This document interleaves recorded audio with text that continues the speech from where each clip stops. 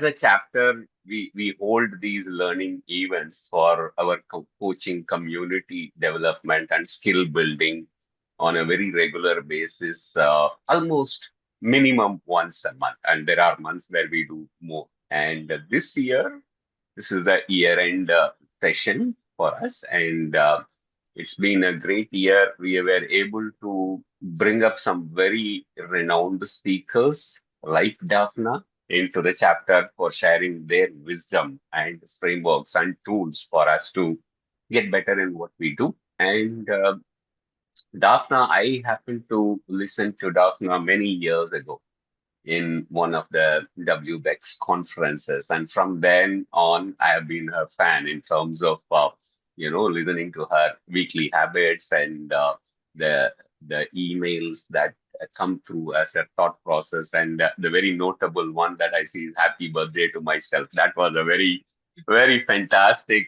note that I saw it as a mailer coming in September. That was really great. And Daphna is someone where she brings some very beautiful, complex concepts into a very practical, application oriented in a very simple language with a depth. So that's the kind of value that you will receive today. And today's session is focused on using presence and as influence. So feel free to ask her questions and engage in the conversation. And we would be really happy that if you can take back at least one or two areas or learnings that you can put it into your practice so that you start seeing all these things, whatever you learn comes to life. Okay.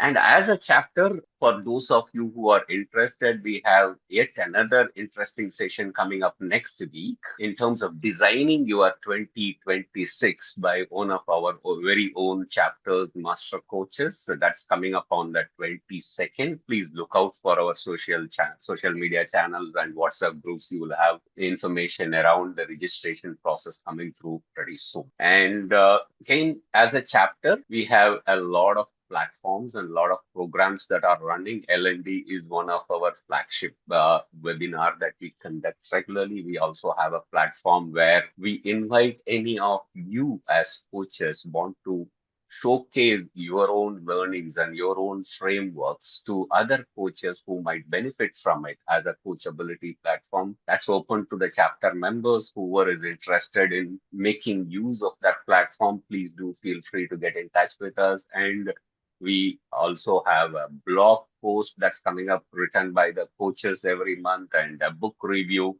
So a lot of interesting things happen. So please do stay connected with the chapter and make the best use of the resources that are available. So with that, I invite Aruna to do a quick introduction about Daphna. And this session today carries a CCEU. ICF approved CCEU. You don't need to do anything for that specifically.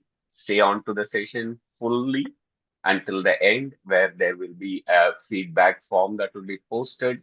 Once you complete, the certificates will automatically come to your mailbox in about 2 weeks' time. This is only for those who complete the survey as well as stay on to the session in full for the entire duration. Okay. And otherwise, no passwords, nothing, but just stay tuned and enjoy the learning. Aruna. Yeah, thank you, Kannan. And before I introduce Daphna, I just would like to check with you. Should I make you a co-host so that you can present your, if you have a Yes, presentation? Okay. yes, that would And be then great. how do you want to take the questions in between or at the end? So I would love I've left time for questions at the end, but I really am very happy for you to pop questions into the chat. And if I'll see something that, we can stop and answer, then with pleasure we can do that. But use the chat to make it a conversation, and questions at the end and on the chat during the process. Great. And also, Runa, I do need some breakout rooms, so can you help me with that? Sure. So just here, whenever you want to have the breakout rooms, just tell us based on the number of participants and what is the requirement, we can do that. I'll be Excellent. here to support. So before I again introduce, just want to tell you a little bit again about our CCU so far. So from January to December this year, we had awarded around 11.25 core competency units and 6.25 resource development units. So as you know, we're getting our effort is to get different resource persons on topics related to core competency as well as the coaching practice. So in that series, we have Daphna here with us, and some of you know Daphna. And Daphna, it's an honor to introduce you and to hear you. Once Kannan informed me about you and all, I started following your things, and I really was like, there are a lot of takeaways from your videos and articles. So, Daphna Horowitz, she's an MCC, she's an executive coach and trusted advisor to CEOs, founders, and senior leaders. And besides being an MCC, she's also trained in Marshall Goldsmith stakeholder centered coaching and a Lumina practitioner and Dare to Lead trained. So, for the past 2 decades, she worked privately with CEOs, founders, and senior leaders who carry big visions and high stakes while wrestling with the internal patterns that quietly run the show. Daphne brings a rare combination of sharp strategic thinking and deep inner work that help leaders stay clear, grounded, and effective under pressure. With a background as a qualified actuary, that's interesting, Daphne, seeing your journey from actuary to coaching. In more Yes. than 2 decades working with high performing leaders, she teaches presence, conscious leadership, and identity level growth. She is also an author of 2 books and hosts the Leadership Live podcast. And she is known for her direct style, clarity, and ability to cut through noise so leaders can focus on what really matters. So, her topic today, as we all know, is leading with presence and influence. Daphna, look forward to a lot of takeaways and handing over the session to you. Thank you. Thank you. I'm really, really excited to be here. Wonderful to be part of or partnering with the Indian Chennai chapter. I love India. I've been to India a few times. I'm originally from South Africa, so wonderful for you to see you, Karin, and living in Israel now. So I'd like to share my screen. Let me just do that okay, you need to give me, have you made me a co-host? Yeah. Did you get the permission now? Okay. Yes. You are a co-host now. Sorry, just trying to get out of my full screen of the presentation for a minute. Let me get back to my Zoom. Hold on one sec. No. Great. Let me share. Okay, I just want to, this is on Canva. Yeah, we can see. But, You see the full screen? But yes, you need to, I think we maybe can you see need to the use the entire. presentation screen. Okay, and now can you see mine? Yes. Yes. Okay, yes. Excellent. Thank you. Thanks for helping me out with that. Okay, so really what I wanted to say is as coaches, we show up for others. And the world is in a turbulent time, most of the time, but I think now very much so. And I think we know how to hold pain and uncertainty and struggle for others, but sometimes we forget to check in with the one person we shouldn't be leaving behind, and that is ourselves. So today, when I look at leading with presence and influence, I'm going to be talking about it from the perspective of being a coach, but also I don't want to just be talking about it. I want to be practicing it. So this is going to be a very, very interactive workshop. You are going to be working and experiencing and sharing, and I really want it to be a conversation and a shared experience. So use your chat. Aruna, I'm going to ask you to help me manage that as well because it's hard for me to keep an eye on everything. Sure. Thank you. And and I want to really just dive in. I will also say that as I'm looking at this from the lens and perspective of a coach, this is work that I do with my clients as well. And anything that helps us to be more present as coaches in the session also helps our clients to be more present in their day-to-day lives, whatever area we're coaching them in. So there's a lot of layers of learning here, but I will really be focusing on the coach lens and we can make some of those connections later. Okay, what I also want to say is before we start, I want a quick check-in. Let's use the chat. And I want to ask you, first of all, in one word, I want to ask you to describe your current state. Great. I see some answers coming in. Wonderful. Excited, calm and excited, curious, relaxed, lovely, present. Nice. What else? Exploring. I mean, it could be that you've come in also, if this is your evening, so you've come in maybe from a busy day, so maybe you're still settling in. So there could be other things. There's no judgment here. Whatever's coming up for you, I'd love for you to share that in your state. And actually, another request that I have is I would love it if you can switch your cameras on. If anybody who feels brave enough, no pressure from my side, but if you do feel brave enough to switch your cameras on, that will be lovely, because then we can have more of a kind of presence and energy happening in the room, because these virtual sessions are always a little bit of a challenge from that point of view.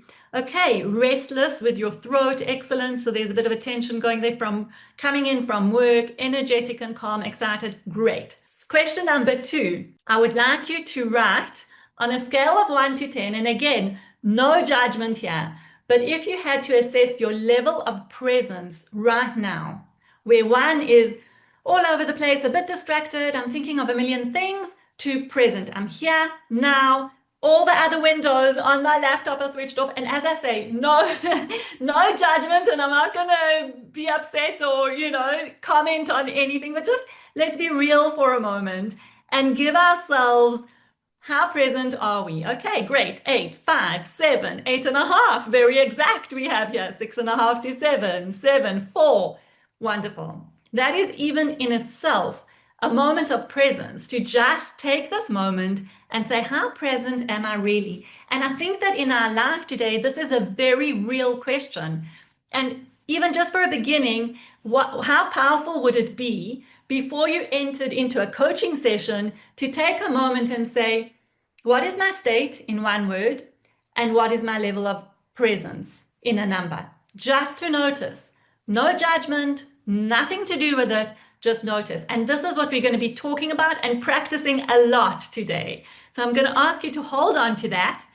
And I am curious, and maybe just get curious with yourself. We've got a whole range of numbers here. I think from 3 to 9 is what I'm seeing as the range, 9.5, 100% here now, even a 10. So what helps you to get present? What helps you to be in that high level of 8, 9, 10? What helps you with that? If you want to just also share that in the chat, I think we'd all be curious. And then what takes you away? So for those who had lower numbers, what is it that's pulling you out of presence or into lower presence levels? Got intention, curiosity. Yeah, curiosity is a really good one. Centering and intent, deep breathing, excellent, grounding, prior prep, lovely, lovely. These answers are so good. The importance of where I am or the person you're with, intent, purpose. This is really important. Yeah, so what takes us away? Housework, mobile, for sure. We're all in that boat. Intent, switching off from digital apps, distractions are the things that pull us away. So I think this is also just good, because if you can name the thing, and I'm seeing a lot of preparation and mindfulness and curiosity, that word helps us to get reconnected, regrounded, and present. Again, that's something that we'll talk about, but noticing when you are in a coaching session and you lose presence, all of a sudden bringing up curiosity. What am I curious about? Do I need to take a break? We're going to talk about a lot of that, but I just loved to take a bit of a temperature check at the moment to see where we're all at and how this is for us, since we are talking about presence and practicing presence. So I want to move into the next slide, where I put a little bit about myself, and there were so many introductions, so we don't have to go into it, but my contact details are there. And really what I want to say is, if there's something that you would like to ask me even after the session, or if you want the copy of the presentation, with pleasure, just pop me an email and I will gladly send it along to you. You can see here, it's really I work with CEOs, founders, and experts to really, and I think someone said it earlier, it's about combining the deep work with the practical work, taking stuff that's going on for us and distilling it into what's going on inside of us and how do we make it practical? What do we do with it? And I hope to do that for you with presence as well today. So first thing I want to do when we talk about presence, what do we want to do? We want to define it, right? So before I dive in and before we go into the ICF definition, which we will be looking at as well, I want to hear from you. How do you define presence? And here I'm very happy to go open mic if anybody wants to come on and talk to us about their definition, how they define presence. Sorry, I'm just noticing there's poor internet, but you're dealing with it, Aruna, is that right? Okay, let's have a look. Okay, Johnny. Yeah, so for me, presence is to be absent for everything else. And Yeah, that's very, very powerfully demonstrated. When I shut myself off, be absent. In my absence is my presence. I like that because you're saying it's the absence of everything else other than what you are doing right now. Yeah. And it's so interesting because it's presence and absence sit on the same continuum. You can be absent from where you are and not present. So it's like, I love how you brought in the opposite. Excellent. Yes, Sidika. Yeah, hi. So for me, presence means to be here physically, mentally, emotionally. You are there with the client or even with yourself. As you ask, who is distracted? So I'm here, like if I say I'm 8 here, that means 2% or 20%, my mind is somewhere else, maybe thinking of the dinner or thinking of some cooking. So presence means you have to be fully here, 100% thinking what is being discussed here or what are we talking about. So that's what presence means to me. Beautiful. Thank you. Thank you, Sidika. Absolutely. We've got Shumi. I hope I'm pronouncing the names okay. Forgive me if I'm not. Absolutely. That's nice, Moshmi. So yes, as my fellow colleague have already mentioned, coaches have already mentioned. So presence is more about being present in the moment, not getting distracted, I would say, by own thought and judgment, or not even getting carried by the coach's emotions. And sometimes, we need to use silence as a tool to make sure that the presence is felt. That's my submission. Excellent. Thank you. Thank you. Yes, everything you're saying, what everyone said is absolutely spot on. And we've got some in the chat as well. We've got being in the now, being the here and now, internal and external contact. I'd love to know what you mean by that. I'm not, if someone wants to, I see it's Chitra has said that. Do you want to hop on and tell us? I'd love to hear Yeah, I more. really think just being grounded and also knowing that I am internally contacting myself and also making observations as to what's going on with the other. And I think it's ongoing. It's not just only at that point of time, but then I'll know when I'm not in my internal contact, and I'll know when I'm not contacting the other. And then just acknowledging that sometimes can bring me back in contact. Love that. That's beautiful. That's internal context. So what's going on inside of you is as important as what's going on outside of you in your space with the people that you're with. Beautiful. Being present with our whole being, zoned into where we're supposed to be, zoned out from everything else. Yes, being there physically, emotionally, mentally, being here and now. Excellent. Really, really spot on. We've spoken a lot about that, what is presence. And today I'm going to offer you a simple model and a framework that can help you to notice where you are. And I think when I look at defining presence, it's everything that you've said. And I think it's also looking at when you've lost presence. Presence is being aware of when you're not present. Does that make sense? It's kind of strange, but it's really noticing. And for me, presence is a state. It's not something that you do necessarily. It's a state, it's a way of being. And that's why I asked about that state right at the beginning. It's a nervous system regulation. So the internal world that Chitra was discussing of what's happening in our internal system. I also love this. It's an awareness of self without collapsing into being self-absorbed, right? Because then you lose presence. There is so much nuance in this word and concept of presence that I really want to help create an experience of it today. It's being able to stay with what is instead of performing our role as a coach. As soon as we're performing a role and being something, we kind of tend to lose presence. We want to fix or offer solutions, or being that doing mode could take us out of presence when we're kind of playing a part. And then I want you to really notice in your body. I think presence, as I said, it's a nervous system regulation. It's also a body sense. What does it feel like to be present? What does it feel like to be out of presence? So today I'm going to really look at what does it mean to lose presence, because I think this is just as important to this topic as what it means to be present. I want to look at the triggers that create this loss of presence. And then I want to look at what are some shift moves we can make in order to come back into presence. And we're going to be exploring it really, really deeply today.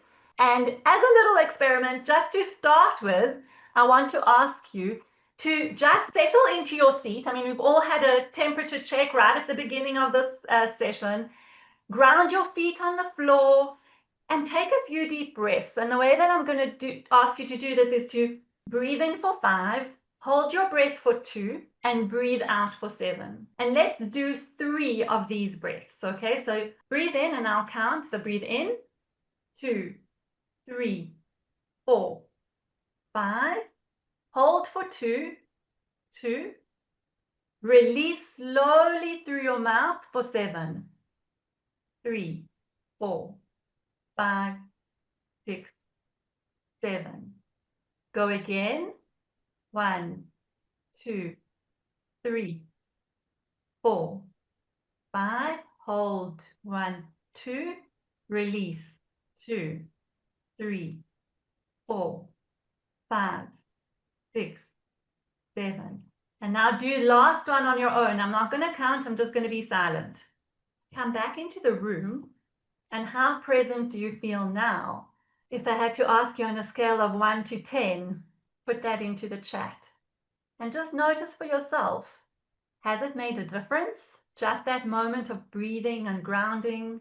Yeah, that slowing down, focusing on your breath, infusing your body with oxygen. I can see the numbers are higher. I can't do the comparison offhand, but I'm seeing also yeses. Just that moment, I mean, it was literally probably 30 seconds of breathing can make a huge difference to our presence. So I really want to reiterate the idea that presence is not a skill, it's a state. And your client who's sitting in the room with you feels your state before they hear your words, your questions, your suggestions, your brainstorming. So just to be very aware of that. And I know that for me, sometimes it feels a bit pressurizing that there might be an expectation that our client wants me to contribute and bring value and do stuff. But actually, the contribution that I bring from being able to come in a very present state changes the environment and the field between us in a coaching session. So that is something I'm going to invite you to do. And going from this place, I'm going to go to a very heady place, the ICF, because we've talked about definitions. So I want to bring in the ICF definition. Let's just think a little bit about what the ICF says, and if anything, what do we think about it, and if anything is missing. And actually, before I go on to the ICF, I also want to say, which I said before, but I think sometimes it's easier to place our finger or to define what it's like when we've lost presence rather than when we have presence. So sometimes the moment to notice is that little loss and then say, okay, where am I at? Okay, so let's look at the ICF competency. We'll go through this. You can read it. It's on your screen. I don't know if you've had a look at it. But the definition for the competency of maintains presence is that the coach is fully conscious and present with the client, employing a style that is open, flexible, grounded, and confident. We've spoken about a few of those things when you mentioned your definitions. Key behaviors. What does this look like? The coach remains focused, observant, empathetic, and responsive to the client.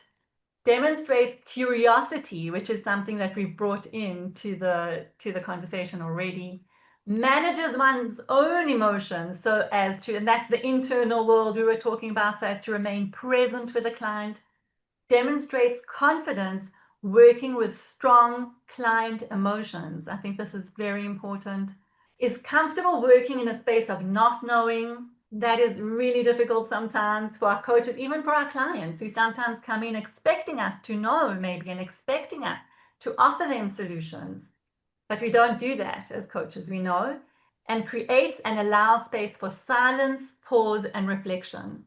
And I think this is really important. Someone earlier mentioned silence. That is part of presence, and not to be scared of silence. Silence is, as a communication skill, something that is so important yet very scary for people in conversation. It's often uncomfortable, and we want to kind of, what's the word, move out of silence very, very quickly, compensate for the silence with words. And pausing and reflection, we're going to talk about it, and I think we've had already some of that experience. So what I want to ask you is, what do you think of this definition? And again, feel free to open mics, yeah, and come on board and tell me, what do you think of this definition? Is something missing? Is it realistic? Is it too aspirational? Is it too flowery? I'd love to hear. What are some of your thoughts on this? Yeah. Can we speak, Daphna? Yes, sure. So you said about being aware of self, not performing a role, but how does the client see you as present? Does the Very good. client not see you present as a coach, no matter What do how we behave? Right. What do you think? Yeah. What do you think the client sees or notices first? I can't help feeling that the client is aware that he is talking to his coach, The client, no matter how you are presenting yourself. Which matters more, how you are present or how the client sees your presence? okay, it's a really, really good question, because what we are talking about here is how we bring ourselves to the coaching session. And remember, I said presence is a state. It's not a skill. It's not a title. It's not a role. But yes, there's an understanding of, I'm here in the session as your coach, but I'm not going to put this front and center as my state. Yeah. My state is going to be open, curious, compassionate, supportive, challenging, whatever I need to bring in my state, no agenda, equal, right? And I think the main thing is open, curious. We're going to talk about that a bit more, so hold that question. But we are not imposing or saying how the client should be. The client brings themselves, however they are. They could be not present, they could be distracted, they could be stressed, they could be a million, all over the place. We are really helping maybe to mirror that back to them and say, what do they want to work on and how do they want to work with it? But our state needs to be centered, present, grounded. And we're going to, even in a coaching session, we're going to move out of that state. But hold that thought, because I want to present the model and you will see how that fits in very beautifully. And if you have more questions, we'll look at that later. Okay. And I'm curious to know, what do you think of the ICF Core Competency and the definition? Can we have a quick look at that? May I?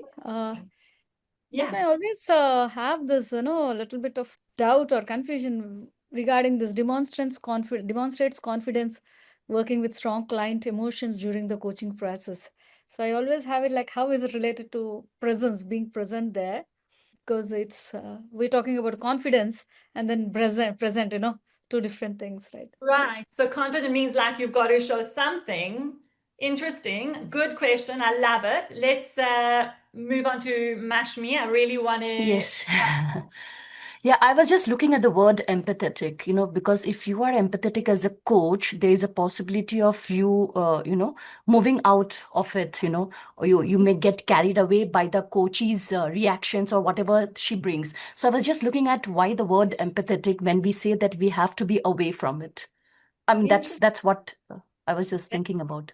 Thank you. Yeah, good observation. Chitra, let's hear from you. I'm also thinking about it can sound little idealistic, these statements, like as if there is a need to be something more than what is possible in an actual humanistic way, and I think I would rather be real.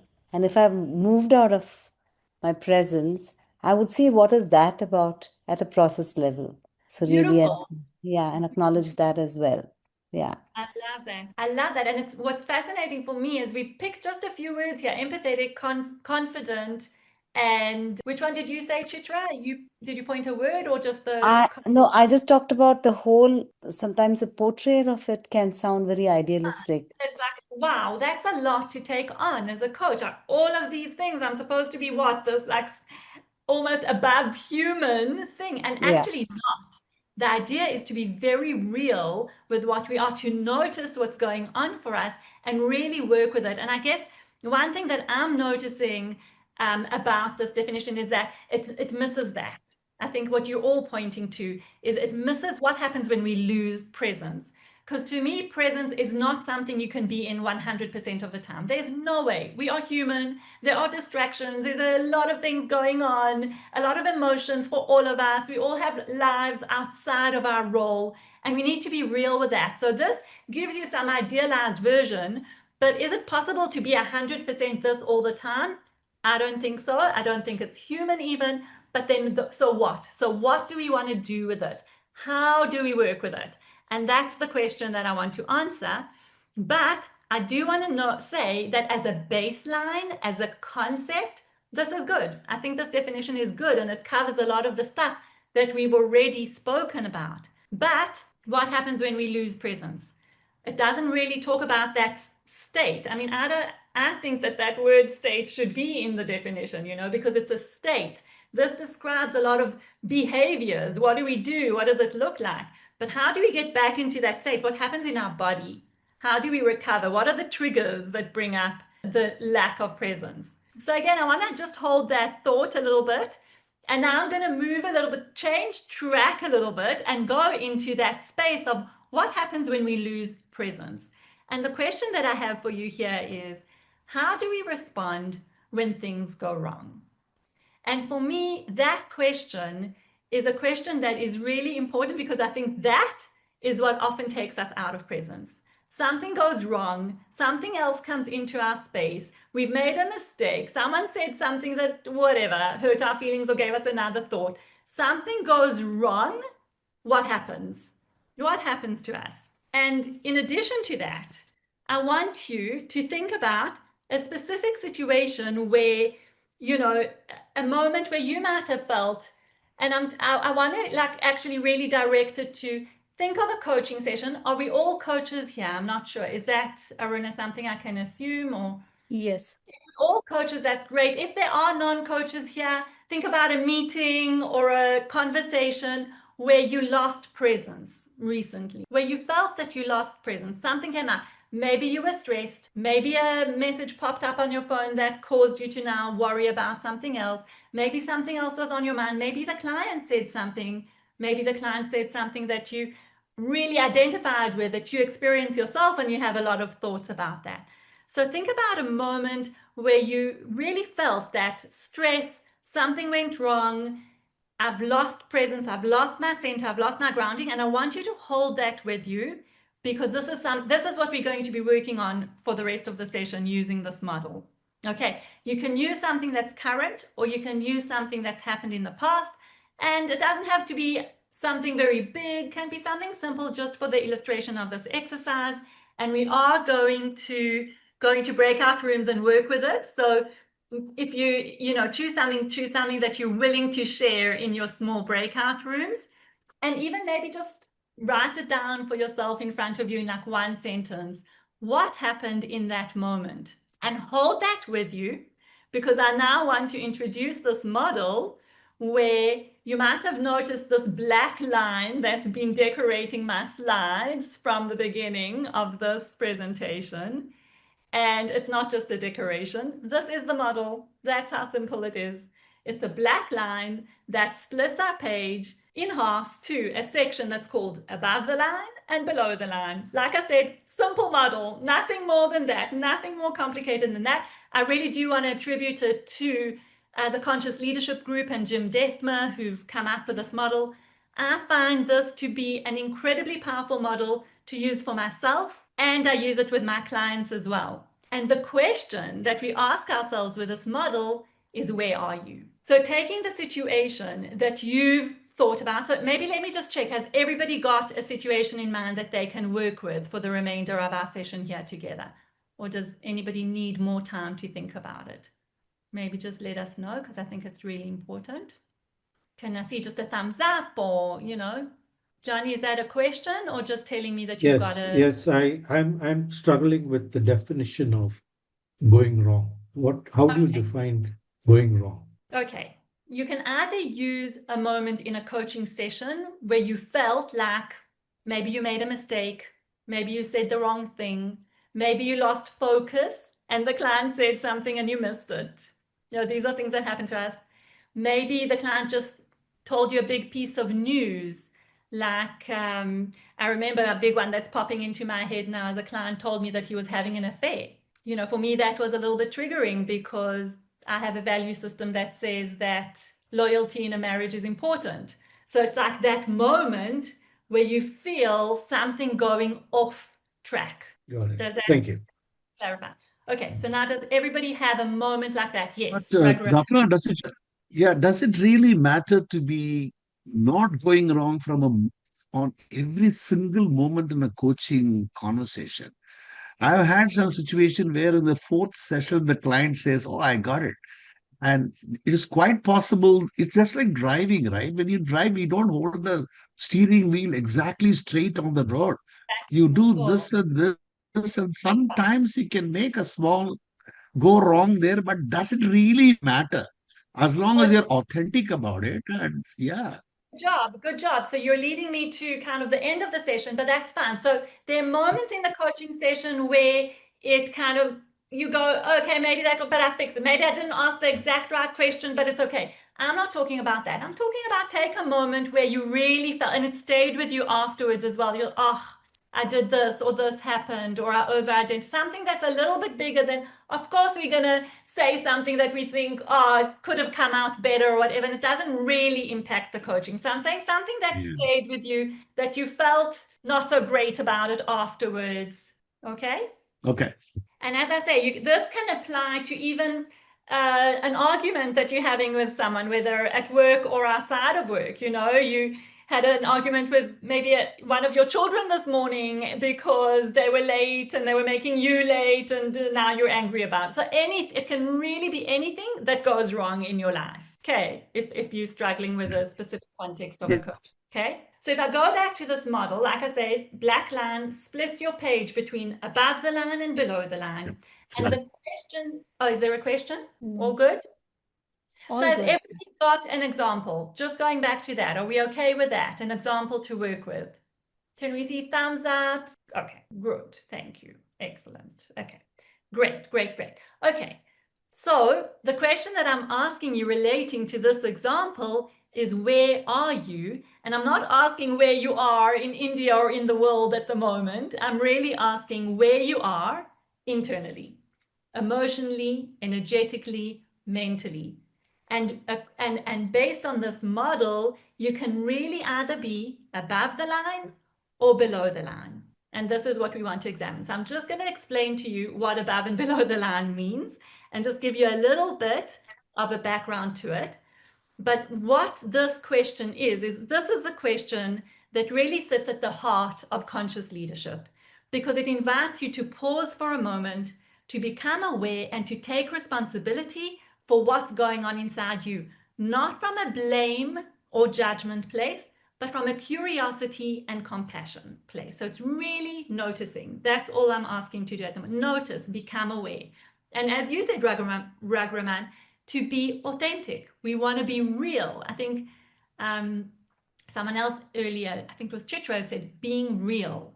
We want to be real with where we are. It doesn't matter where we are. So there's no good or bad, above or below, there's no good or bad here. It's completely normal for us to move above and below all the time. Throughout our day, throughout a session, we will be going above and below.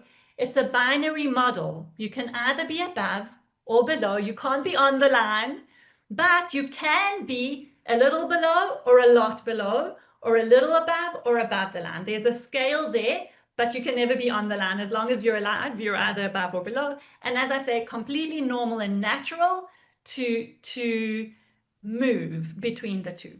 Okay, so let's understand what this means. So let's look at below the line. Below the line talks about a worldview that everything is happening to me. I am bound and impacted by external circumstances, and everything is just happening to me. It's an unconscious state. It's not really taking responsibility. It's contracted, reactive, defensive. There's a lot of resistance and threat. So when something happens, I go into blame mode. It could be blaming myself or blaming others. It can, there's a whole story around it. like what happened and how everything else is wrong. And, you know, it could be anything that triggers us into this fight or flight system. I'll give you an example, even for me with a client. I had a client once who I came into a session and immediately he complained about the fact that I didn't remind him about something that he was going to do, because I checked in and said, oh, how about that thing you were going to do? Why didn't you remind me? So immediately I can choose, if I go like, oh my gosh, I should have reminded him, that was totally my responsibility, then I could go below the line. But what he's doing is he's being below the line by saying, your fault that I didn't do the homework, right? So it's this reactive, defensive mode, a little bit kind of victim mentality, everything's happening to me. And really important here is to notice how we feel. Usually when we're below the line, it doesn't feel very good. It comes with stress, it comes with contracted in our body, could be tiredness, could be shallow breathing, could be tension and stress. It's a lot of sometimes even boredom. I'm just going through the motions, routine, feeling a pressure to fix or perform. I mean, I think from a coaching point of view, being below the line would mean losing that presence and being in an agenda of I need to fix the situation, I need to show that I have the solution, I need to give all the options, you know, distracted by other things that are going on for me, perhaps anxiety and worry. So below the line is an extremely kind of unconscious, blaming external circumstances, okay? I'm going to move to above the line, which I'm sure you can guess it's the opposite. So above the line is really a conscious state of everything is happening by me. I am a partner in creating. I can take responsibility. Notice that below and above the line doesn't talk about whether the situation is good or bad for me. It talks about how do I respond. So I can be in the same situation. Client complained that I didn't remind them to do the homework. And I can go, oh my gosh, I didn't remember. Why is this happening to me? Why don't my clients appreciate me? What did I do wrong? That's below the line. Or I can go, oh, let me get a bit curious about that. What is he feeling that he's immediately asking me why I didn't remind him? What's going on for him? What can I learn from this? You know, that's an open, expansive, curious learning and growth mode. It's a situation of acceptance and trust. I accept what's going on. I trust that this is what needs to happen in the moment. I'm here and now, and let me work with it without judgment, without getting a fright, without blaming myself or others. And even when the situation is challenging, even when I'm hurting, I'm still aware. I'm still curious. I'm still able to give compassion. I can breathe. It feels completely different. I can breathe and my body is open and accepting, and I have much more choice. With the below the line, I'm much more triggered. With above the line, I'm in choice and curiosity and growth. So when I ask you, where are you? Take your situation that you're in, that you've brought to the session today. And when I ask you, when I want to ask you now, where are you? Are you above the line or below the line with this situation? And I specifically asked you for a challenging situation or where things went wrong, so I can imagine that the answer is below the line. Then I'm really asking, are you in survival mode or just present to whatever is happening? Are you triggered or are you feeling like you have choice? Are you reactive or proactive, creative? Above the line is a very creative space where we can really think and move forward and feel like we've got a lot of choice. So again, I'm going to just emphasize that above the line or below the line, there's no right or wrong here, and it doesn't matter where you are. It doesn't matter what the answer is. What really matters here is being aware of that you can answer this question, that you've taken a moment to pause and you can say, oh, I'm below the line. Let me get curious about that. Or, oh, I'm above the line. Huh, that's interesting. You know, it's really becoming aware of where are you rather than that one of those situations is the best place to be. And that's what I was talking about when I said sometimes being out of presence is being present because you've noticed it. So where would we place presence? When we're above the line, that is our most present, most open, most curious place. And that's what I really wanted to offer you today, is this model in terms of being able to pause and say, where am I right now? And being real and authentic about wherever it is that you are. And the second thing I want to highlight here is that when you are going through something, it's important to notice, and you ask yourself the question, where am I? It's important to notice what's happening for you. How do you know that you're below the line? There are a lot of signs and kind of behaviors or feeling sensations of what it looks like to be below the line. And the things to notice there are around what's happening in your body. Is your breathing becoming shallow? Are you sweating? Is your heart pumping? Do you feel constrained and constricted?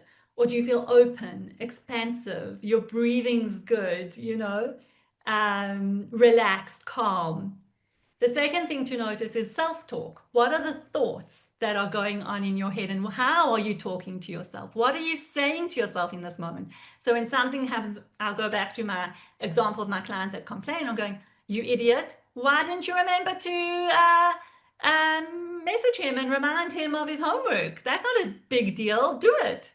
That is self-talk that belongs below the line. Whereas self-talk that's above the line could be, okay, I didn't do it. I didn't know that was expected. Let's look at it. What's going on that he needs the reminder? Completely different reaction, same situation. So the self-talk is a good indication of where I am. Feelings, how am I feeling? Feeling good is usually above the line. Feeling worried, stressed, anxious is usually below the line. And then the behaviors. How am I acting? What am I saying? Looks very different above and below the line.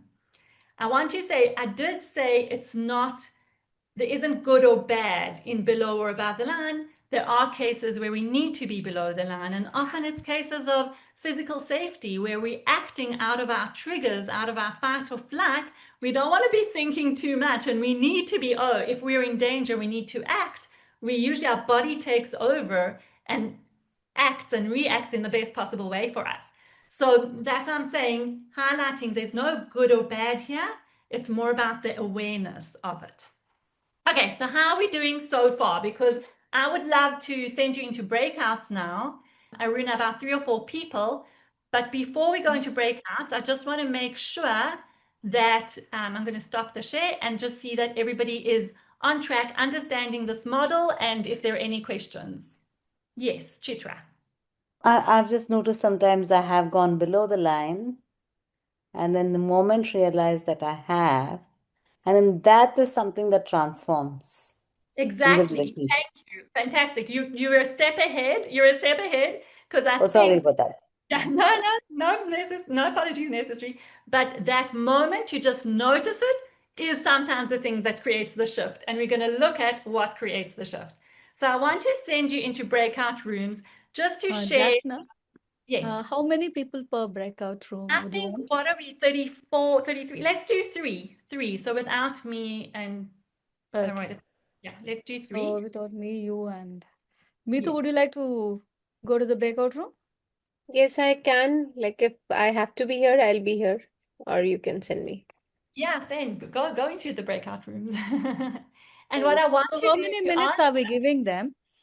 2 minutes per person, 2 minutes per person. So And we have the breakout room for 6 minutes, right? so go quite quickly, just get into the questions, which is share that moment in coaching when you lost presence. Describe why that happened. So it's either that or the example that you brought. Just use the example that you're working with. Then answer the question, where are you, above or below the line? And I want you to take yourself back into that moment. Where are you? How do you know? Think about body, self-talk, behaviors, feelings. And then what does it look like when you're triggered or lose presence? Okay, so I think people have already gone. So I'll pop these into the chat and Yeah. yeah, go ahead and answer those questions. Johnny, you've not got your room? Sad, I don't Jyoti. see my Hello, name. ma'am. I accidentally stepped out. Can you please put me back in the breakout room? Sure, sure. Thank you so much. If I copy and paste it into the chat now, they should receive it. You're not able to get into the breakout room, right, Santa? Santa Lakshmi? Yes, yes. So it only is allowing me to move you, not again this thing. Let me put you in another room then. Move her into one of them. Okay. Yeah. Thank you so much. Yeah. Okay, so we've got, hold on, we've got 3 people. Back again, I don't know, it's not letting me go in. I went in and I just came out. I don't know what's the glitch. Mm. And Jyoti and Senthil, are they around? Do they not want to go in? No, I don't think they're around. I Okay. think they... Okay, no worries, ma'am. I will be here. I can write down my thing Do and you want reflect to on it. Yeah. share with us? Share with us. Go for it. Yeah. I'm right now pursuing ACC. I've just started with one coaching session for my 100 hours. So after getting getting into the ACC coach, I've realized so many things which I thought normal, that is okay for me to think about, my perspective of thinking and my biases, identifying my biases, and all those have come to clarity. So, in this situation, the situation that I had kept in my page is a scenario where I am below the line. Right. So, when I say I'm below the line, my mentor coach is Miss Payal. So, I have learned from her, she always says it's okay, as it is very normal to have thoughts. The moment you identify that that thought is not necessary at this moment, catch hold of it and release it quickly and get back to the session. So it's not as easy as it is said, but practice will take me there. At least now I'm able to identify that there's something creeping in at the moment. Okay, so just tell me how I say your name, Santa Lakshmi. Yes, Shanta Lakshmi. Shanta Lakshmi. Okay. So Shanta Lakshmi, what I'm suggesting is when these thoughts happen and you go below the line, because so let's understand you're below the line. How do you know you're below the line? What happens to you? I get a little disturbed where something tells me, I could even call it intuition. I don't know, like I get to nowadays with, yes, that's come with an awareness. Before I start any session or before I sit for class, I have started with breathing exercises, and that's helping me a lot. So I keep checking after a minute or something. It's become like a habit for me, like internal clock. So am I there? I keep checking myself, am I there? So that's helping me do that. Excellent. I love that because you're saying you're checking this, where am I? So now you have language. Oh, I'm below the line. Notice, breathe. That's great. Notice and breathe. The minute what you're actually saying is exactly what I'm bringing to the session today is the noticing and the breathing. You notice the minute you notice, hey, I'm below the line. Okay, I'm below the line. That's all. Then the breathing is helping you to shift, and breathing is a tool that helps you to shift above the line. So you're constantly doing this below the line, above the line, below the line, above the line, which is great. It's exactly what you want to do, right? So Okay. Yeah. you notice, what does it look like when you go below the line? Because below the line isn't having that thought. Below the line is the thought of what? I'm not good enough. I'm doing it again. I've lost focus. I'm not asking the right question. Those are the thoughts that are dipping you below the line because you're being judgmental about yourself. Yeah. Right? Those things have changed for me now. I have shifted from that part to this side where I don't like put it on myself as blaming. I just take it as a learning process and I try to move forward from there. Exactly. Brilliant. That's doing that shift. Yes. Just to update you, Daphna, we are already done with the 6 minutes, more than 6 minutes. So I've closed the rooms. The participants will be coming back within 1 minute. Excellent. Thank you. And can you keep the same rooms? I don't know if we'll have a chance for another breakout. I see the time's marching on as always. We have, see, we can check with the participants. Sometimes they don't mind staying a few minutes Okay, behind. great. So Okay. If we our do participants are always, eager for learning. So, Oh, lovely, lovely.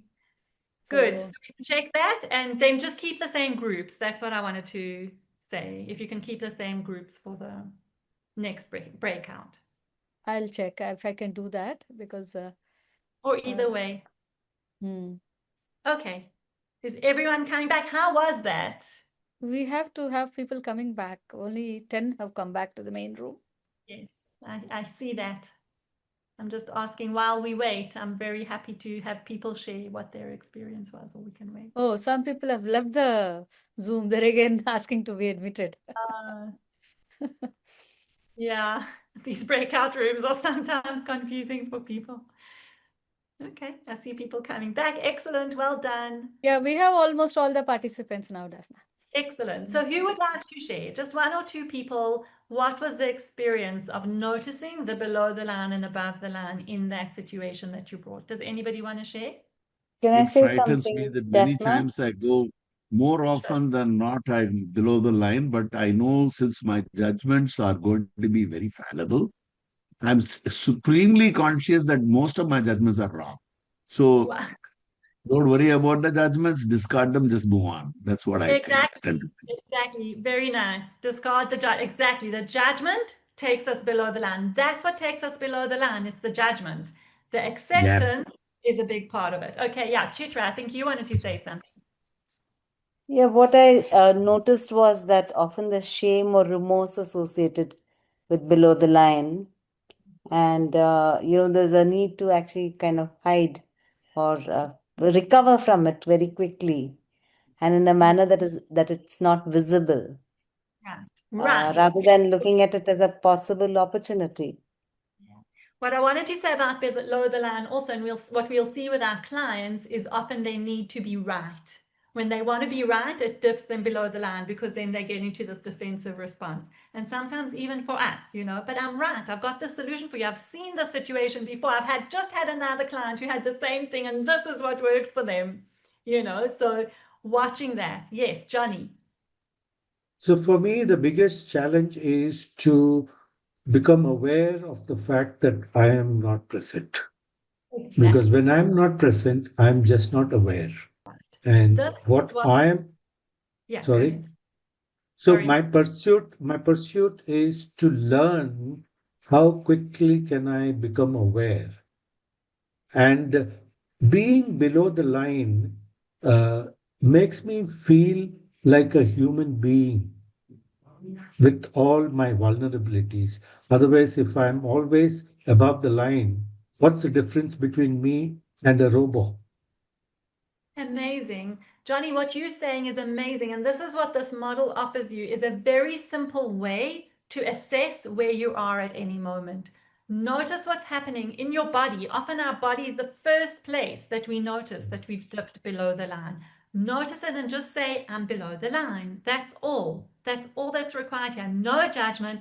Hey, I'm below the line. Great, I'm human. Yes, Karen. Hi. I think our group main thing was focusing, as you mentioned, assess. We said notice that where we're at, but then what is those anchoring things that we do to get us back to above the line so that we can move forward? Yeah. Wonderful. Rajat, I'd love to take that, but I want to notice, and I've heard this from a few people, notice how we noticed we were in below the line and we immediately want to move. What I'm challenging you with here today is to just notice and not try to move or fix it. We go so quickly into trying to fix it. Something's wrong with being below the line, and I want to fix it and go above the line.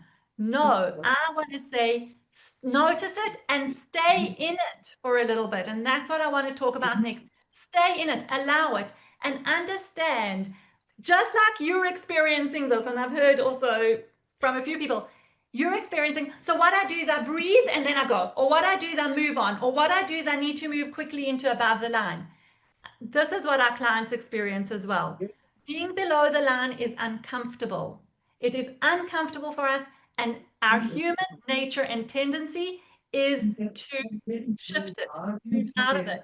But there is learning in below the line, and I want to look at what this learning is Because when we stay there, that's when we develop as human beings. We accept our humanity and we work with it. Karen and Raja, can I hold off on the question or the comment or put it into the chat? Because I'd love to move on, because I want to increase your discomfort and stay in below the line a little bit longer. Is that okay? Do I have permission from both of you? Okay, I'm assuming that yes. Okay. And I do want to hear, but what I'm saying here, presence is not staying above the line. It's noticing when you drop, allowing it, and only then coming home to above the line. And I want to stay in this about allowing it, noticing the drop and allowing it. That's what we're going to be talking about next. I don't know why that's in here. What? Oh, sorry, one sec. I have to fix this because I'm now not at all where I want to be. Yeah, I thought that was jumping. Okay, right. We are here. Let me present. Okay. So when we drop below the line, we have two options. One is to react because we are triggered. Our fight, flight, or freeze has gone into effect. I'm sure you're all familiar with that, the neuroscience of when we've been threatened. We go into our fight response, flight response, run away, or freeze, play dead. Amygdala. Amygdala response, exactly. Or the drama triangle. I want to talk about those three. Or to pause, become aware, accept it, and allow it. And that's what I'm talking about. It's like there's 3 steps. I want to move from triggered, fight, flight, respond from the drama triangle to the pause, become aware, accept, and allow the state. Okay? So let's look at awareness. What does it mean? First of all, what do I observe? What do I notice? How do I know that I'm below the line? Everything that we've talked about until now. Just that moment of awareness. That's it. I'm noticing. I'm below the line. I'm noticing because my self-talk is like this. My body is like this. I'm feeling uncomfortable. I might be behaving a certain way, but we want to stop it before the behavior. We just want the noticing. Great. When we get triggered, we lose presence, we drop below the line, and then there's 3 things that happen. One is we feel a sense of being threatened. So when we drop below the line, it's usually because we're scared. Something has come up that on a very deep level has brought up fear. And I'm going to look at the scabs. That's the threat and fear instinct that then takes us into that amygdala response, which is the fight, flight, or freeze. And then the behavior could land up looking like the drama triangle, which is hero, villain, victim. And we're going to look at those. So scabs, what does scabs stand for? This is 5 things that when we dip below the line, it's usually because one of those 5 or more than one of those 5, could be all of them, depending on the level of the response, have been threatened. And that's our sense of security, our sense of control, our desire for approval, belonging, and being special, having a unique contribution to the world. That's our need for learning and growth, showing that we are special and unique. When any of these are threatened, and you can have more than one threatened at one time, we dip below the line. So if you take your example of what you've brought in and you noticed you went below the line in that situation, you want to ask yourself, what has been triggered? Because it's invariably going to be one of these 5 things. Okay, so I'd like you to think about that now, because even take my client who complained that I didn't remind them of their homework. Immediately, my sense of approval gets threatened because, oh my gosh, does the client now not think I'm a good coach? Does the client think something's wrong? Have I done something wrong? So that's a sense of approval, even possibly belonging. You know, I want to be part of this experience that is good and positive, and could be specialness. I'm a special coach. I bring something unique to it. So how could I have forgotten to remind them? Those invariably, anything that happens from the simplest thing leads to a threat to one of those 5 things. And when one of those 5 things are threatened, we go into our survival instinct, which is fight, flight, or freeze. So we either respond, react defensively, that's the fight. We either just keep quiet, shut up, run away, close the session, or we freeze. We just don't know what to say and we kind of go mute and we hope it goes away. So that's the first way, that the first thing that gets triggered. And then I don't know if you're familiar with the drama triangle, which is how we can respond and how our mindset, remember I said below the line, our mindset is a to me mindset, which is things are happening to me. Why is this happening to me? Why is this client complaining about me? Why did I get this wrong? And then I can behave in one of these three ways, which is hero, victim, or villain. What do those look like? And it's not one of those three ways. We could do all three, by the way, in one situation. The hero just wants to fix it. So in my example, okay, no problem. I'll remind you next time. I'll put a reminder on my phone.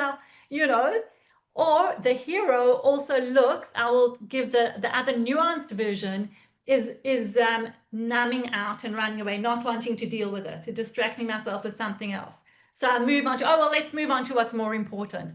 Or what it looks like for a lot of us is maybe watching Netflix, scrolling on our phones on social media, because we don't want to have to deal with the thing that's worrying us or making us anxious.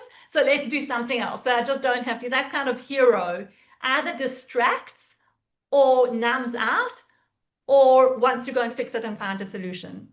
The villain is the bully, going to blame everything and everyone. Oh, what a ridiculous client. How can you expect reminders? That's just so selfish. What, I don't have anything else to do. That's villain response. And victim is, why does this keep happening to me?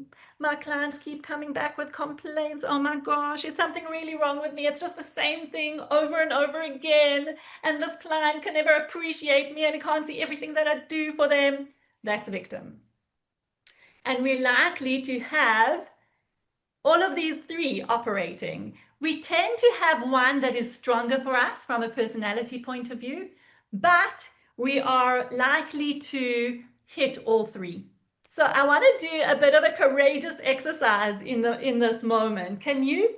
And I do see that we are actually running out of time. So I've got so much more to say. So I don't know how we want to deal with this. Aruna, what do you think? Should I move into wrap up and questions, or how do we handle this? We will check. Just want to check. Do you all have a few more minutes? Will you be willing to stay beyond the 8:30? If you can put a thumbs up, based on the thumbs up, we'll know. I think all of them have no issue staying back.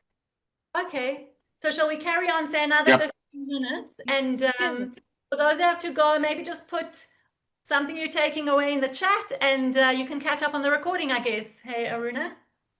Sure. We have the recording. We will be putting it in our YouTube channel again. So no. Oh, okay, fine, perfect, great. Well, thank you. Thanks for the support and the enthusiasm.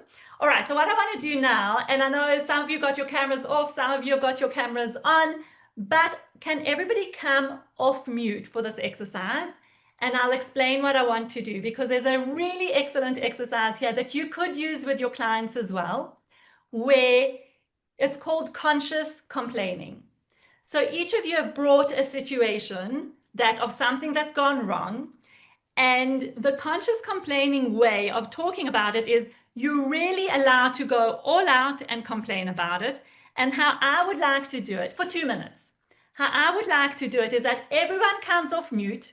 If you can, stand up, and we're going to give this a whole lot of energy like this. Here, I'm standing up. Give this a whole lot of energy, and then you won't get self-conscious because everyone's talking at the same time, and do conscious complaining about this situation that you've brought in. So I'm going to bring my situation of the client that complained about me not reminding him. And what I'm going to do is I'm going to consciously complain about it. So I did it earlier, I demonstrated it, but I'll do it now with you, where I go, okay, hero, I need to fix this, and complain, and then go, and now I'm in villain. So you have to name the role that you're in: hero, villain, victim. You can go in any order that you want. Complain about your thing, say it out loud, so we're all saying it together. So we're not really listening to each other, we're just listening to ourselves. I'm going to time for 2 minutes, and we're going to all do it together all at once. Are you ready to do this? Conscious complaining. Is the instruction clear? Yes. Excellent. Comes natural to me. Wonderful. All have to complain. All have to complain, and this allows us to air it out, get it all out, but also be very conscious about what role we are playing below the line. So are you ready? Let's go. Okay. So come on, my client said, I'm going to be hero now. My client, I'm going to fix How it. can you I'm going to make just sure that I just say this? I am always the You just say victim there's a who line. doesn't Stop it. follow what I said. Client says it's always their problem. Whatever he said in the I can't do objective anything about that it. he's supposed to Victim. do. A client says Okay, I'm just gonna go take a nap. I'm It's just not gonna possible. He always comes up with different agenda. He doesn't stick It to I doesn't anything. always matter jump to whether the I'm the call hero, when the villain, the someone victim. says It who would all like to depends on what the volunteer client thinks because I about it. know I'll be looked at in a good way. Hero. Why can't he take responsibility for his own stuff? And am I still on? You can carry on. Okay, but we get the idea. That was about a minute. And with our clients, you can sit down now. With our clients, we can do it. It allows them to air their frustration, but they need to label what they're doing every time. So let's hear from some people. How was that for you? Was that quite releasing? How was it? Who wants to Few share? things, few things reality did click in when we said few things that were said weren't even true actually. Ah, really? Just because you wanted to amp it up and complain? Yes. It's very releasing, by the way.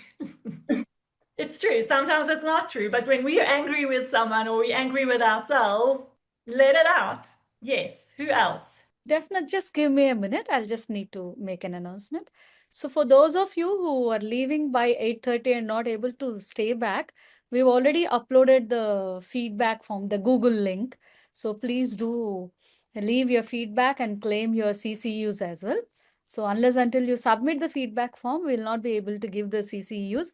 And this session has total 1.5 core competency units. Amazing. Where is the Google link? It's in the chat. Okay. Sorry, Daphna, you can continue now. No problem. Anyone else who wants? And can we also have a photograph, please, Daphna, so that if you can just take out the presentation, and I request everyone who is there to come on to to switch on their cameras if possible and give your best smiles. And Meetu, the floor is open to you. Our Marcom director here, she takes the best pics. Yes, I'm still waiting. Some people are coming online. Yeah. Here we go. 1, 2, 3, smile. I'm going to the second screen now. Yes. Thank you, everyone. Thank you. Okay. Yes, I see some people have to leave. Thank you for joining. I really appreciate your presence here. And I'd love to hear an insight in the chat if you do need to leave. What are you taking away? Thank you, Johnny. Hold on, we had Rayat. I know Rayat wanted to say something. Are you staying with us, or do you want to I want to give you the opportunity to speak because you wanted to say something earlier? Rajat, right? Right. Corinne, are you staying with us? Because I know you also had something. Me? Corinne. Yep, I'm staying. Thanks. Oh, cool.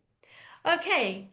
The idea is to, as I said, if you want to complain, be conscious about it. When you're doing it in a conscious way, it's very releasing. It releases the energy. It releases the pent-up emotion, which with emotions we know, I don't know if you've heard the thing that emotion is energy in motion. We want to get that energy moving. And then when we've released some of that, we can also start thinking about moving to above the line. And that's really what I wanted to talk about next, which I'm sure is what you're waiting for, is okay, how do we shift? And I think what's really important here is that in terms of the shifting, it's really what I said. What I said earlier. Is there a question? No, let me mute whoever is talking. You please go ahead. So I spoke about being aware of it. We looked at what does it look like below the line? And then we really need to accept it and say, it's okay. Understand what the triggers are that have led to it. As I said, safety, approval, control, belonging, and specialness. And then allow it. This is where we want to pause in the moment and be able to say, okay, this is uncomfortable. What do I need right now? And what I need right now can be in terms of boundaries. Maybe a boundary has been crossed. Maybe some self-care. I need some compassion. I need a moment to breathe. I need just to collect myself. Maybe I need some supervision or coaching on this particular situation. Maybe something has been triggered for me that needs to be looked at more deeply. And we need to be able to identify that and know what we need to do. So what I've discussed until now is really still staying in below the line, right? It's holding that tension of the conscious complaining, accepting, understanding the triggers, and really allowing it to be. Because when we allow it, just from that place of allowance, the shift can start to happen. We don't want to force a shift. When we try to force ourselves to go from below the line to above the line, it doesn't really work. But when we allow it, experience it, go deeply into it, understand the triggers and possibly what is it here to show us or teach us, then we can start to make that shift much more easily. It's not a forced shift. It's a shift that happens more naturally from inside. Now, I want to talk about the shift, and I know we've spent a lot of time talking about below the line, and this is really what I wanted. Yeah, Ragraman. Yeah, one question. What if you know? There are times when I know. Yeah. Go ahead. Can we hold the question and we'll come back to it, because I want to get into the shift, and then I'm happy to take questions.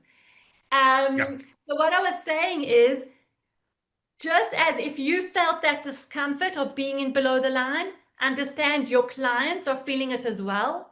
They're going to want to move out of it as quickly as possible, but your role is to help them understand it, become aware of it, allow it so that their shift can be bigger. Now, as coaches, there's two types of shifts, and I think, Chitra, you mentioned it. There's a shift that we want to do quite quickly in the moment. If we're in the session and we've noticed that we've dipped below the line, we've noticed it, but now we don't have time to deal with it and set boundaries and breathe, and I don't know what breathe we can possibly do, but we don't have time to take it away and understand the triggers and do our conscious complaining, and we need something that's going to turn us around quite quickly. Those are the quick shifts. But then there are more deeper shifts that we need to understand when something bigger has happened. For example, with the example that I gave of my client who had an affair, there's a moment there that I had to do some work with myself to understand, can I work with this client or not? I did land up working with him because I felt that I could manage it, but I needed to do some of my own internal processing and shifts in order to be above the line when I work with him. I can't work with him when I'm below the line. Is that clear to everyone? To be the most effective with our clients, we've got to notice when we drop, and we've got to have some other quick shifts or more internal work to make sure we can bring ourselves to above the line when we're working with them. So I want to just show you some of those shifts that we can make in terms of the quick ones. So one thing I want to say, hold on, I'm going to share my screen again. Give me a sec. Okay. So first of all, when we look at the shift, we're not going to do this breakout. Sorry, it's not what I wanted to share. I don't know why it keeps jumping to the end, so we're not at the end yet. This is what I want to share. Okay, the shift. We want to look at how we shift, the two types of shifts that I spoke about. And one thing to do is to really take your situation that you brought and ask yourself, am I sharing? No. And ask yourself this question. In the situation that you brought today, what would it look like for me above the line? So we've taken the below the line situation, we've become aware, we've allowed it, and now we can ask ourselves the question, okay, so if I was above the line, if I was in an open, curious, compassionate, creative space, what would that situation look like? How would it be different? That's a question you can ask yourself and your clients. And being aware that it's about awareness, acceptance, and choice. Okay? So, I'm sorry about this. I don't know why. Yeah, these are the shift moves that I wanted. So here, the in the moment shift moves. A few things you can do in the moment to shift yourself quickly to above the line is name your state internally. So understand, oh my gosh, I've shifted below the line. what is my state right now? Could be frustrated, could be bored, could be uncertain, could be embarrassed, whatever it is, name it in one word. That helps your brain calm down pretty quickly. Exhale longer than you inhale. So remember how I did the breathing with you of the 5-2-7? This is something you can do with your client in the room and they won't know that you're necessarily doing it. Another trick, a quick trick, is drop your attention into your feet. If you can do that right now, just think about, we're in our heads thinking, and I'm, to be honest, a little bit stressed because I wanted to cover this much more calmly, and I feel like the pressure of the running out of time. So if I now go out of my head and drop my attention into my feet, immediately I feel everything has kind of gone back to center. Can you feel that? The fourth thing is mobilizing your joints. You can also do it without them noticing. I can do circles with my ankles right now without anybody seeing. I can do this with my hands, or just, shoulders, and it's like not really that noticeable. But as I said, it moves the energy and it brings you down into grounding quite quickly. The fifth thing is say something honest if the space needs it. So you've noticed something, it might have triggered you, it might have brought you below the line. If it's something to bring into the room and talk about, go for it. And the sixth thing is slow down your pace of speaking by 10%. When we're nervous and anxious and feeling rushed like I am now, I'm talking faster because I want to do more and achieve more. Just take a breath and slow down my speaking. It's going to create much more presence in the moment. Okay, so those are shift moves for in the moment. I want to share shift moves that might be more long-term, things that you can work with yourself internally. And that is having an energizer list. So making sure that in your week you do things that really energize you and bring you joy. Music and movement, exercise, always, always good. Breathing, meditation, and mindfulness, also really great. The inquiry of what can I learn from this experience? How can the opposite also be true? Oh, sorry. Where have I seen this pattern before? Those are great questions to ask us that will move us forward and actually help us to be less triggered and less below the line over time. And then mindset work around affirmations, giving, and gratitude. Okay, so I know that was a little bit rushed as the second half of the above the line, but I think the main message is that presence is not about staying above the line all the time. It's noticing when you drop, allowing yourself to be in that moment, allowing time and space for it, and then coming home with those shift moves that I described. And then this is a quote that I love to use, which is, don't ask yourself what the world needs. Ask yourself what makes you come alive, and go do that, because that is what the world needs, is people that have come alive. And I think that's our role as coaches, is to really help our clients feel as alive and aware and as conscious as possible in their leadership. I am going to stay on for questions. I do apologize because I feel it was like a bit rushed in the end and there was a lot more that we could do together. But I hope I've given you a taste of what this model represents, because I think it's simple and powerful in terms of presence. And yeah, I'd love to ask whoever wants to leave, absolutely leave and go well and go do your great work in the world. But please do write an insight in the chat. What are you taking away from today? I really, really would love to know, how has this session touched you and how is it going to impact you as a coach? And now I'm opening to questions, so go for it. I'm stopping the share and I want to hear from you. Yes, Raghuraman, I know you've been waiting to say something, so let's hear. What if you know that you're below the line in that moment, but that's making a shift for the client? Why should I come out below the line? Tell me You more see, about that. What would a below the line? Is the shift more important for me or the shift more important for the client? See, there are times when I have been brutal when the client has really found it useful. But I have been thinking that You have done that through choice. I would argue that you did that with full intention, full choice, and from a creative space. So you've done that from above the line. And I love that you asked that question, because that is so important, because we can say exactly the same thing from below the line or from above the line, and the result is completely different. Oh, okay. So it may sound as if by definitions I'm below the line, but actually I'm above the line. It's quite possible. Now that you set me thinking. Yeah. Excellent. Good. I'm glad, because you're making a choice. You are now saying, you know how they say with children, I don't know how many people on the call. So it's by me. It's by me and it's not to me. That's it. Exactly. That we can get angry with a child, and sometimes we need to maybe even shout and discipline. Yeah. But if we're doing it from a moment of anger and tension, and now I'm cross, it's not going to be impactful. It's probably might even be destructive.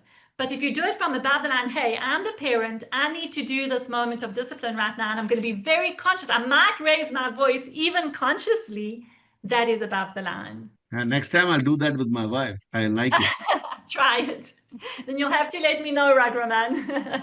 I want to say that I actually also have a podcast episode on presence. So if anybody wants to go and listen to it, you can let me know what you think. I'll do that. Thanks. Please. Can you share that link or something? Or yeah, sure. Yeah, I'll share it with you. Shall I put it in the chat? Yep. With pleasure. Good. Any other questions? Just wanted to mention how inclusive this work has been, even in including the client also, and holding shared power rather than, just being on the high horse. I think it was so beautifully facilitated. Thank you for that, Daphne. Yeah. Thank you. I appreciate that. And if you can pop in your email ID there, I would love to write to you. Yes, I'd love to hear from you. I'm very happy to be in touch. So please do. Please do. We'll do that. Thank you. Thank you. Karen, I know, and where's Rajat? Rajat wanted to say something earlier. I don't know if he's still on the call. Let's see. If you're there, Rajat, and you want to ask your question, Karen also. Yeah, Rajat is here. Hello, Rajat. Hi. No, you say that if I'm below the line, I'm doing something unconsciously, right? So at that point of time, I'm unable to, it's my blind spot. It's not known to me, but known to the client. Then what is the trigger point when by the time I come to my conscious, maybe the session is over. The damage is already done. Then how to come out of it?